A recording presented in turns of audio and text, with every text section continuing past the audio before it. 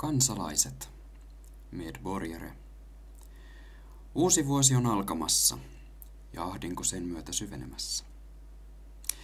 Hallituksen rajut leikkaukset astuvat voimaan, ja vaikken kiistäkään täysin niiden tarpeellisuutta, on niiden vaikutukset auttamattoman hyödyttömiä, ja ne vain lietsovat yleistä kurjuutta sekä epätasa-arvoa jo ennestään vaikeina aikoina.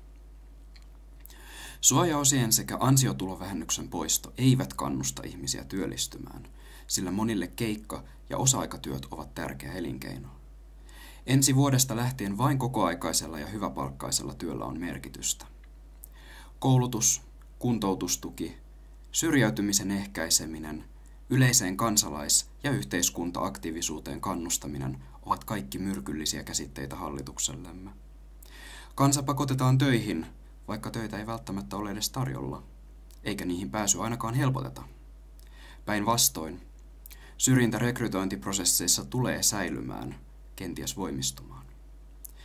Työn ja tekijän kohtaamiseen hallituspuolueet eivät panosta laisinkaan. Tärkeintä on, että rikkaat pidetään rikkaina pienituloisten kustannuksella. Suomi on velkainen maa, mutta niin ovat kaikki muutkin maat. Hyvinvointiyhteiskuntamallia demonisoidaan samalla hetkellä, kun taantuma laukkaa ja kansainväliset suhteet kiristyvät. Kansanryhmien eriarvoistaminen on kaukana yhteen hiileen puhaltamisesta. Vuoden päästä kokoomus ja perussuomalaiset kummastelevat terveydenhuoltojärjestelmän kaatumista ylikuormituksen seurauksena, kun valtaosa meistä kärsii pahenevista mielenterveysongelmista, työuupumuksesta, työkyvyttömyydestä sekä köyhyydestä. Jos tarkoituksena on saada ihmiset osaksi yhteiskunnan rattaistoa, niin ei silloin Herran Jumala työntekijä kuulu rangaista työnteosta. Hallitus puhuu loisista, mutta toimeentulotuen korotus kasvattaa nimenomaisesti niiden määrää, kun havaitaan, että työnteolla ei enää olekaan merkitystä ja palkasta ei jää mitään käteen.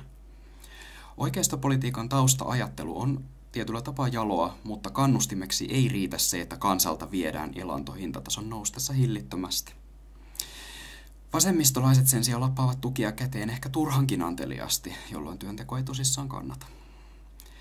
Mutta miksi kenelläkään ei ole tahtoa saada kansalainen kokemaan itsensä arvokkaaksi osaksi yhteiskuntaa ja että hänen roolinsa olisi edes jollain tapaa merkityksekäs? Onko se niin kallista? Vai voisiko kyseinen toimintamalli peräti rikastuttaa valtiotamme pidemmässä juoksussa? Hyvää uutta vuotta 2024. Jee! Apua. Miten mä laitan tän pois?